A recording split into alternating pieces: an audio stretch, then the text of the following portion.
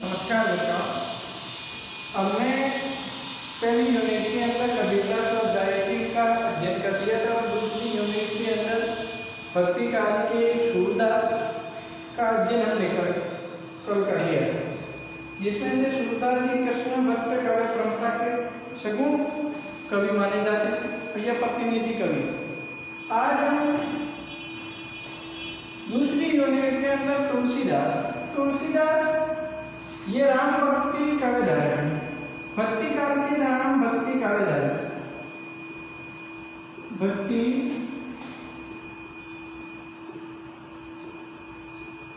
काव्यधारा के प्रतिनिधि कवि या प्रतिनिधि कवि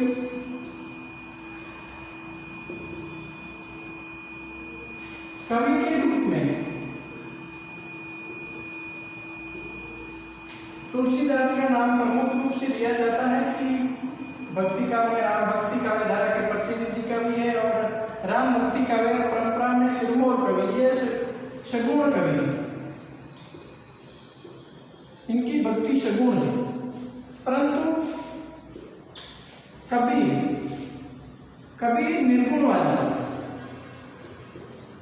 निर्गुणवादी था और सूरदास सगुण कवि। सूरदास जी कृष्ण भक्ति काव्य परंपरा के प्रधान कवि माने जाते हैं और कबीरदास जी निर्गुण काव्य परंपरा के प्रतिनिधि या सिरमौर कवि माने जाते हैं। इसी प्रकार राम भक्ति काव्य परंपरा के प्रतिनिधि कवि के रूप में सगुण भक्ति या सगुण काव्यधारा के राम भक्त कवि के रूप में तुलसीदास का नाम प्रमुख रूप से लिया जाता है। तुलसीदास का जन्म 1532 के अंदर, तुलसीदास का जन्म 1532 ईस्वी को राजापुर नामक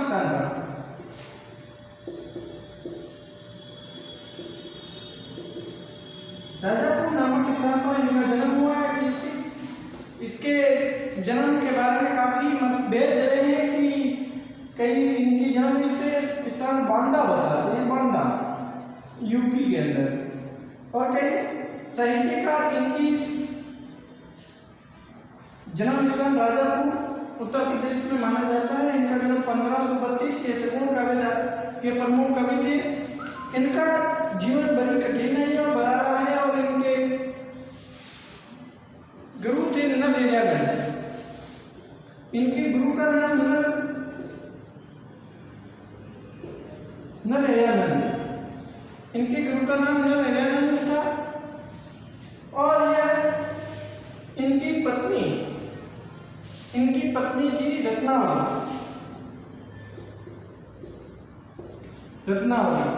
माता का नाम पूछे तो माता थी फुलसी और पिता थे आत्माराम दुबे।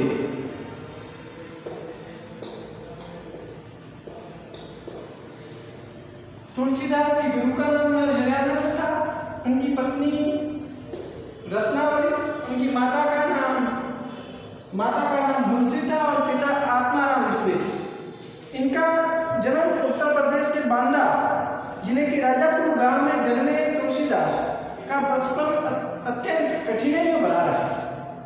इनका जन्म काफी कठिनाइयों भरा रहा और इनके कष्टों को दौर से गुजर कर उन्होंने अपने गुरु नरहरियानंद एवं शेष सनातन की शिक्षा ग्रहण की। तुलसीदास ने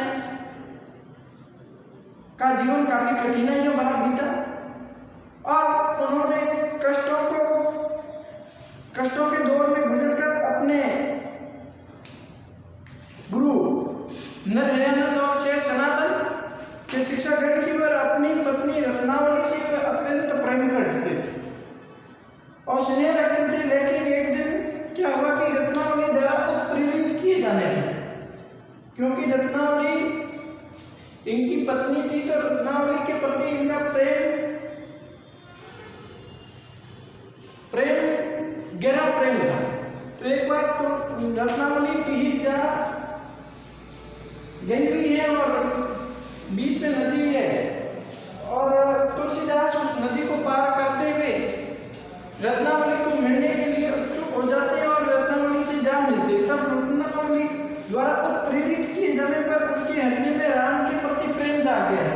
राम के प्रति प्रेमदायक है। एक राम, ये राम कबीर, एक कबीर भी राम नाम का स्मरण के बता रहे हैं। दूसरा राम ये तुलसीदास, ये सगुण है, ये सगुण है, ये दशरथ पुत्र राम है, ये निर्गुण है, इनका ये निर्गुण है, निराकार, जिसका कोई आकार नहीं। कबीरदास जी के राम निर्गुण है और निर्गुण भक्ति की थी कबीरदास, इनके राम सगुण है और इनके राम दशरथ पुरुषोत्तम राम है, पुरुषोत्तम राम है। तुलसीदास ने अपने अवधी और ब्रज भाषाओं के अंदर अपने कई ग्रंथों का रचना की, जिसमें से प्रमुख रचनाएं रामचरितमानस, रामचरितमानस, रामचरितमानस इनकी अवधी में लिखी गई, अवधी भाषा में लिखी गई काव्य रचना है। प्रमुख प्रसिद्धि रामचरितमानस के दौर में ही इनको अवधी भाषा में लिखी गई और इनकी प्रसिद्धि का आधार रामचरितमानस है। रामचरितमानस में राम भक्ति का ही आधार ग्रंथ माना जाता है। रामचरित में राम पुरुषोत्तम राम, मर्यादा पुरुषोत्तम राम के जीवन के चरित्र का वर्णन किया गया है। इसमें यह 7 अंगों या खंडों में विभक्त है, यह 7 खंडों में विभक्त है और यह रामचरितमानस की कथा का प्रारंभ भगवान शिव पार्वती के आपसी मिलन या स्वान या वार्ता से प्रारंभ माना जाता है और यह दोहा सोपाई शैली के अंदर रचना है। रामचरितमानस का बाह्य भाषा जायसी की पद्मावती के ओतप्रोत है। रामचरितमानस सर्वप्रथम तुलसीदास, रामचरितमानस की तब रचना की थी सर्वप्रथम इनका वासन कवि रसकान को सुनाकर किया था। उन्होंने प्रमुख रूप से इस रामचरितमानस में सामूहिक अलंकार का प्रमुख रूप से इन्होंने प्रयोग किया और यह तुलसीदास की प्रबंधक काव्य रचना भी मानी जाती है। इनकी प्रमुख रचना में रामचरितमानस, दूसरी है कवितावली,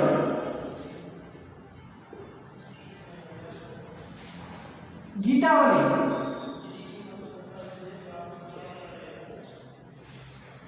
चौथी है राम लला नहसु। ये इनकी प्रमुख रचनाएं मानी जाती है और इसमें अगली है विनय पत्रिका, जिसमें निवेदन का भाव प्रकट किया गया है।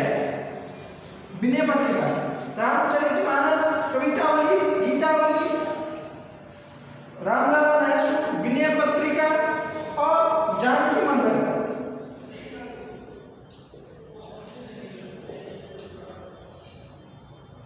जानकी मंगल और कृष्ण गीतावली इनकी प्रमुख रचनाएं मानी जाती है।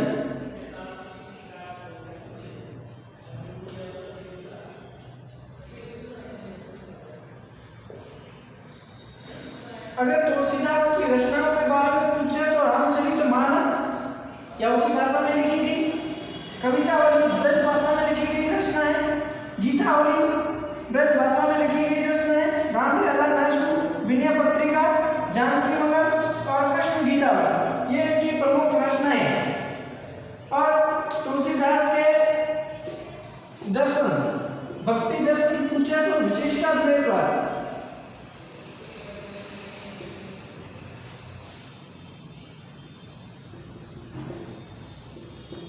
विशिष्टाद्वैतवाद जो रामानंद का दर्शन था वही तुलसी का दर्शन है। विशिष्टाद्वैतवाद,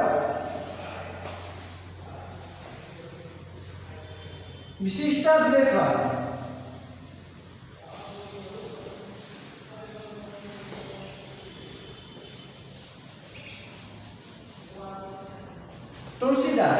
तुलसीदास के बारे में पूछे तो कि तुलसीदास की साहित्यिक रचनाओं के भाव पक्ष और कला पक्ष पर प्रभाव रहा या तुलसी का साहित्यिक परिचय या उनके जीवन परिचय के बारे में बताएं। तो तुलसीदास का जन्म 1532 ईस्वी राजापुर के अंदर हुआ। कई विद्वानों के अंदर मतभेद है कि इनका जन्म बांदा यूपी के अंदर हुआ। वास्तविकता यह है कि राजापुर में इनका जन्म हुआ। इनकी माता का नाम तुलसी है, पिता आत्माराम दुबे है, इनकी पत्नी का नाम रत्नावली है। इनके गुरु नरहरियानंद है। इन्होंने अपने साहित्य में ब्रज अवधी भाषा का प्रयोग किया गया है, जिसमें से अवधी भाषा की प्रमुख रचना के रूप में रामचरितमानस में मर्यादा पुरुषोत्तम राम का चरित्र का वर्णन किया गया है, जो 7 खंडों के अंदर विभक्त है। इनकी भाषा अवधी है और उन्होंने दोहा सुबाई शैली के अंदर लिखी गई प्रमुख रचना के रूप में माना जाता है। रामचरितमानस लिखने के बाद सर्वप्रथम इनकी वाचन या सुनाने का कार्य रसकार को किया था। इनमें इस रामचरितमानस में मानस का बाह्य रूप जायसी के पद्मावत के ओतप्रोत निकट आता है। रामचरितमानस की कथा का प्रारंभ भगवान शिव और पार्वती के स्मरण या वार्ता से प्रारंभ किया गया है। इनकी दूसरी रचना है कवितावली ब्रज भाषा में लिखी गई प्रमुख रचनाएं हैं। गीतावली भी ब्रज भाषा में लिखी गई। रामलाला नरसू कृष्ण गीतावली और पार्वती मंगल विनय पत्रिका आदि इनकी प्रमुख रचनाएं हैं। विनय पत्रिका के अंदर इन्होंने विनय भाव प्रकट किया है। राम के प्रति अपने विनय भाव प्रकट करने के लिए यह पत्रिका लिखी गई। उन्होंने तुलसीदास ने अपने साहित्य के अंदर दोहा सोपाई शैली का प्रमुख रूप से प्रयोग किया है और शांत रूपक अलंकार का प्रमुख रूप से रामचरितमानस में इन्होंने प्रयोग किया गया है। इनके साहित्य में इनका साहित्य समाज काव्य का समन्वय भावना समाज के प्रति सर्वोपरि है। उन्होंने अपनी रचना का माध्यम आदर्श समाज की कल्पना को प्रस्तुत किया है। तुलसीदास का काव्य भारतीय समाज का एक आदर्श प्रस्तुत कर रहा है।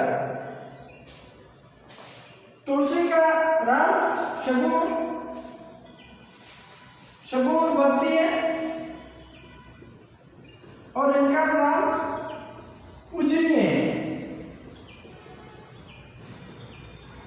पूजनीय है। तुलसीदास ने अपने काव्य का प्रमुख आधार राम के चरित्र और राम की जीवन शैली और उनके जीवन की घटनाओं के वृत्तांतों को ही माना गया है।